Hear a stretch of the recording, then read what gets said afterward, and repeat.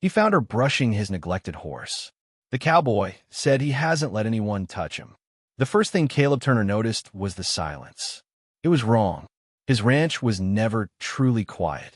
There was always the sound of wind pushing across the Wyoming plains, the creak of old fence posts, the restless shuffle of horses in their pens. But that morning in the spring of 1879, as Caleb walked back from checking the north pasture, the air felt still in a way that made the hair on his arm stand up. Then he saw her. A young woman stood inside the far corral, her back to him, her hand moving slowly along the neck of the wildest horse he owned. Caleb stopped walking.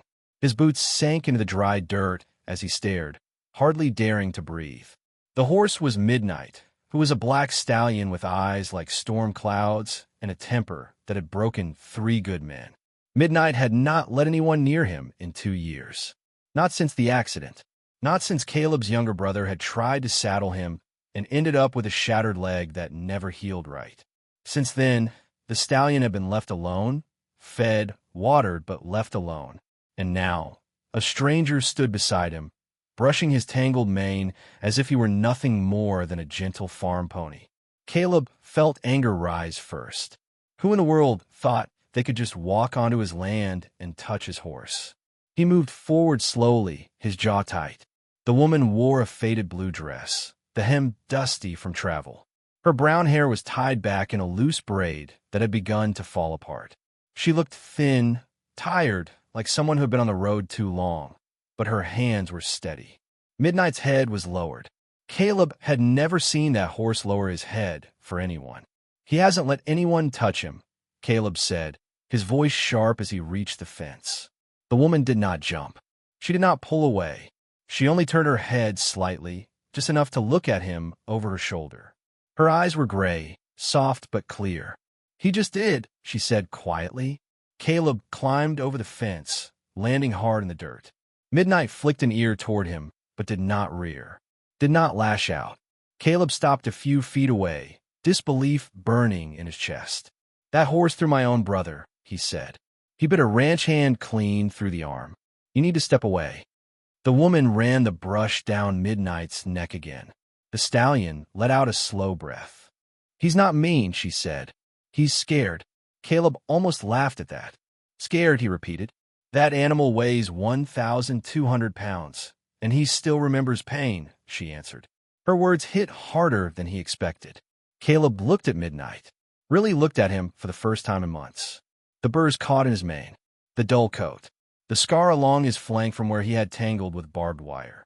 Caleb had been busy, too busy, running the ranch alone after his brother left for Colorado, after his father passed the winter before that, after everything seemed to fall apart all at once. I feed him, Caleb muttered. Food keeps a body alive, the woman said. It doesn't make it feel safe. Caleb felt heat rise in his face. Who are you, he asked. She finally stopped brushing and faced him fully. My name is Rose Bennett. I came in on the morning stage. I was told there might be ranch work out this way. Caleb frowned. Work, he repeated. Yes, sir. She lifted her chin slightly, though her hands trembled just a bit. My father raised horses in Kansas. I know how to handle them. I saw this one from the road. I could tell he'd been alone too long. Caleb studied her more carefully now. She did not look like trouble. She looked like someone who had nowhere else to stand. You just climbed my fence? He asked. Yes. You're either brave or foolish. Maybe both. Midnight nudged her shoulder gently. Caleb stared at the stallion in shock. The horse that had nearly killed a man now leaned into this stranger like a dog, asking for affection. How did you do that? Caleb asked, the anger in his voice fading into something else. Rose shrugged slightly. I stood outside the fence for nearly an hour, she said. I didn't rush him. I let him come to me. Horses don't forget when someone forces them. Caleb swallowed. He remembered the day his brother tried to break Midnight. The shouting, the rope pulled too tight, the fear in the horse's eyes before everything went wrong. Caleb had blamed the horse. It had been easier than blaming himself. You shouldn't have taken the risk, he said quietly. Rose met his eyes. Sometimes something has to change, she replied. The wind picked up then, stirring dust between them. Caleb felt like he was standing at the edge of something he did not understand. "You said you're looking for work?" he said finally. "Yes." "You have family here?" "No." The word was simple, but it carried weight. "My mother died last year," Rose continued. "My father passed the year before. The farm was sold. I used what little money I had to come west." Caleb felt a tightness in his chest he did not like. "I've been sleeping in the livery stable," she added. "They said you might need help." Caleb almost said no. He had managed alone for nearly 2 years. He did not need a stranger complicating his life. But then Midnight turned his head and rested it lightly against Rose's shoulder. Caleb had not seen that horse touch anyone gently in years.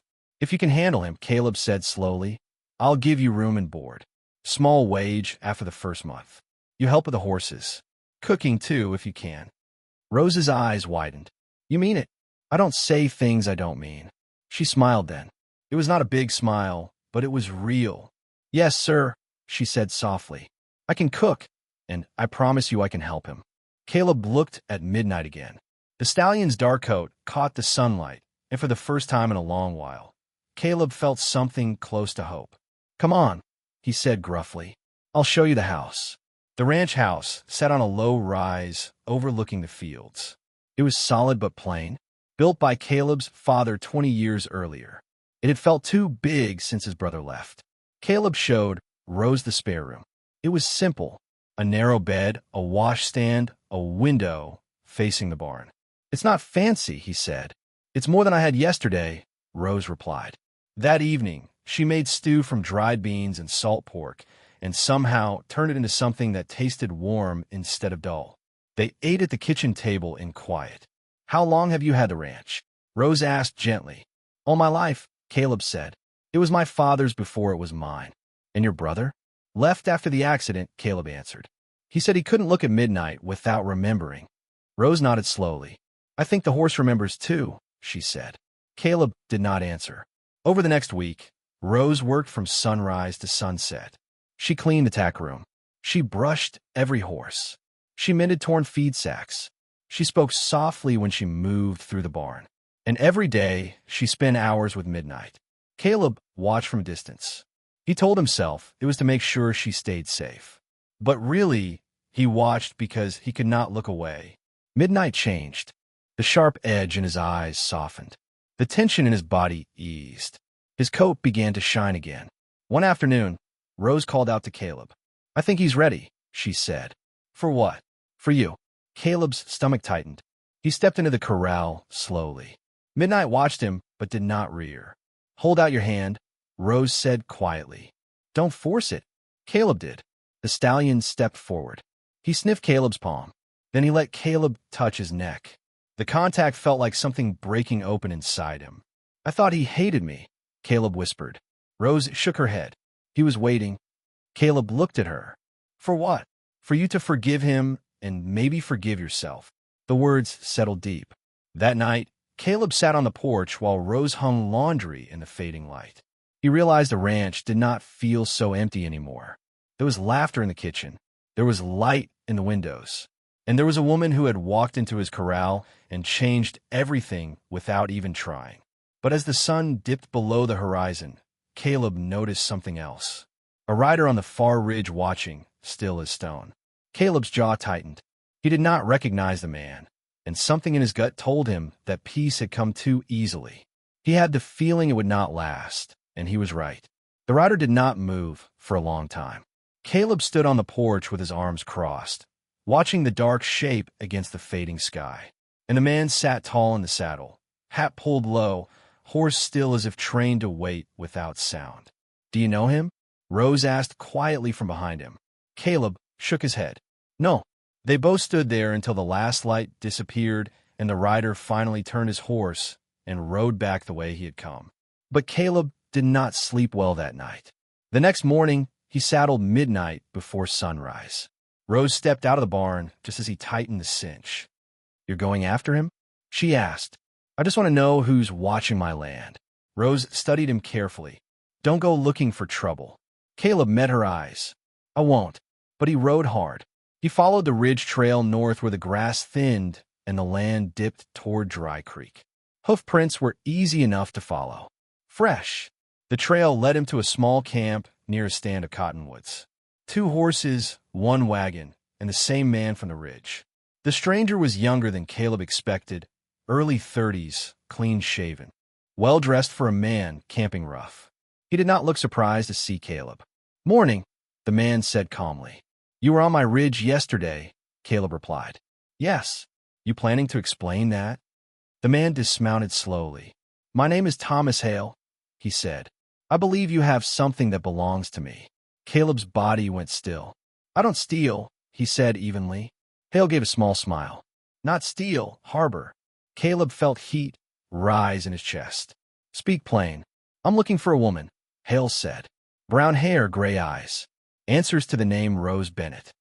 Caleb's jaw tightened. "What business is she of yours?" "She's my wife." The words hit like a bullet. Caleb did not show it. "You're mistaken," he said flatly. "I'm not," Hale replied. "We were married in Kansas. She left without notice.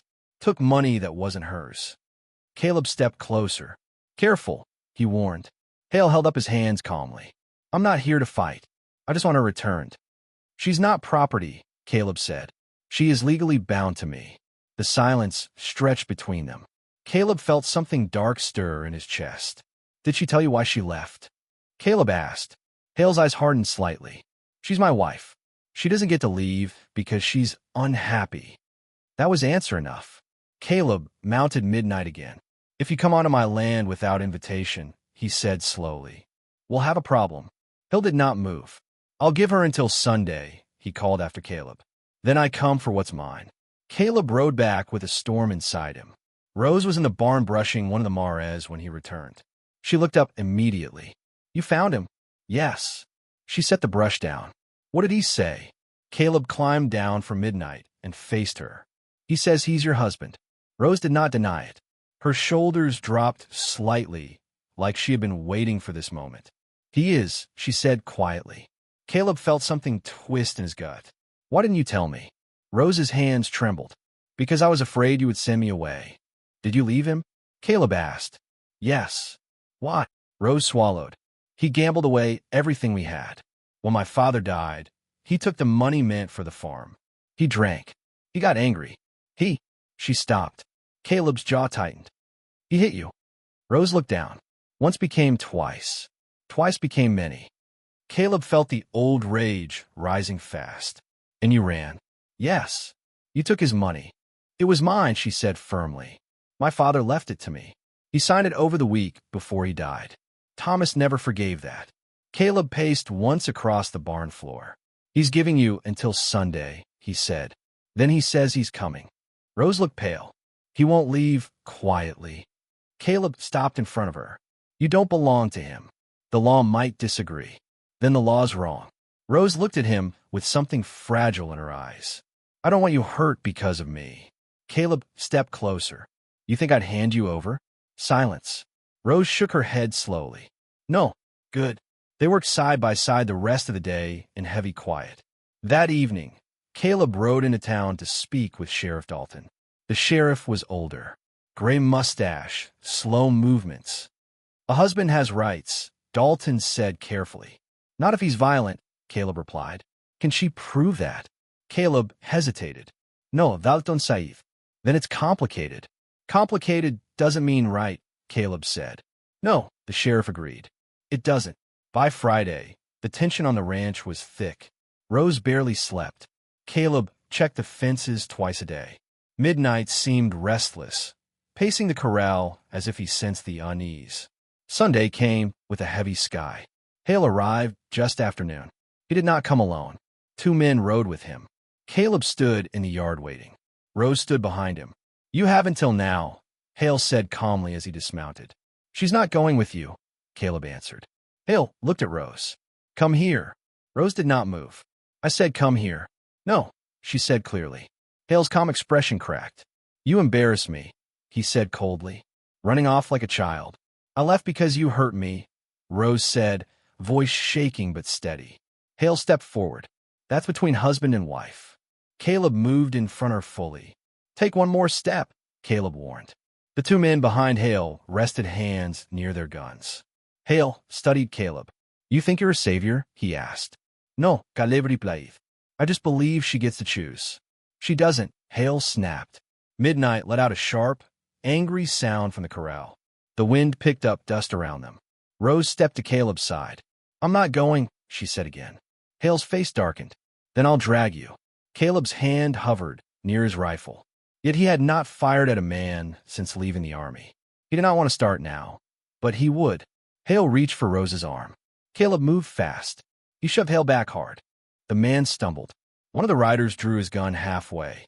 Midnight exploded from the corral fence, slamming against the wood so hard the boards cracked.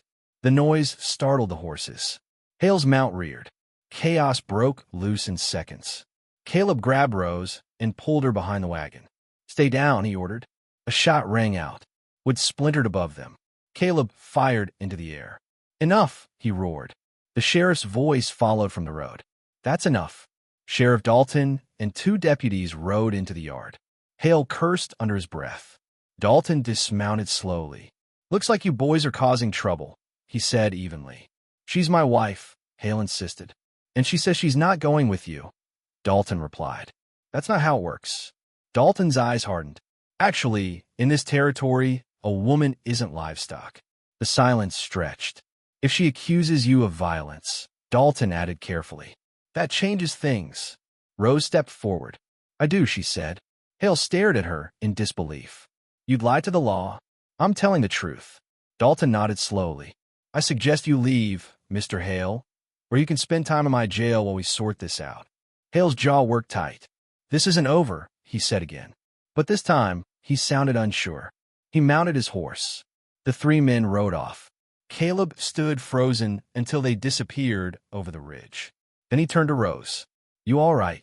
She nodded, but tears were streaming down her face. I was so scared, she whispered. Caleb pulled her into his arms. I won't let him take you, he said.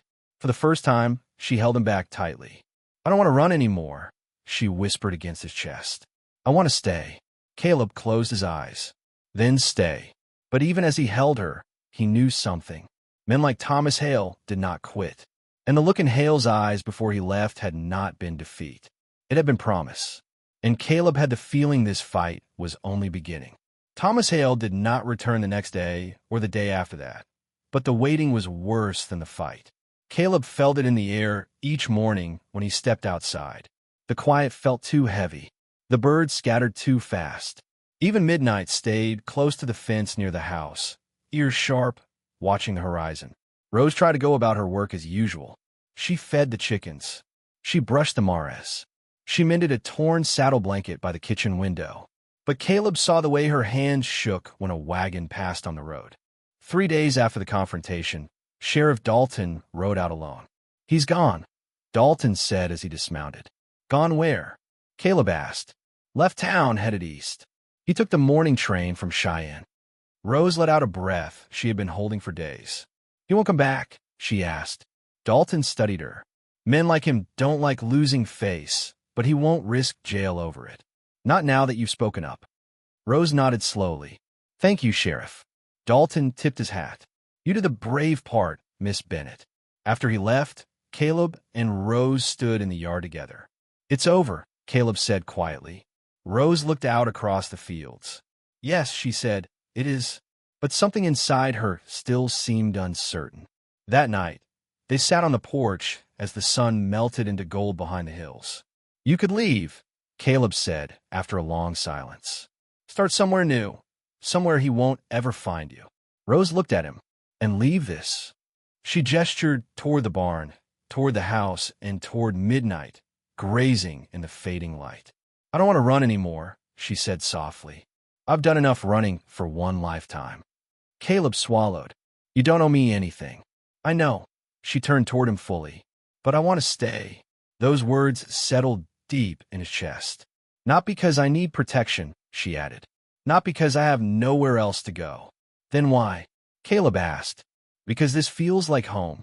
The wind stirred her loose hair around her face. Because when I stepped into that corral and touched Midnight, I felt something change. Not just in him, in me. Caleb leaned back in his chair, listening. I've always been afraid, she continued. afraid of losing everything, afraid of being alone, afraid of speaking up. You spoke up, Caleb said quietly. Yes. She met his eyes. You. And you stood with me.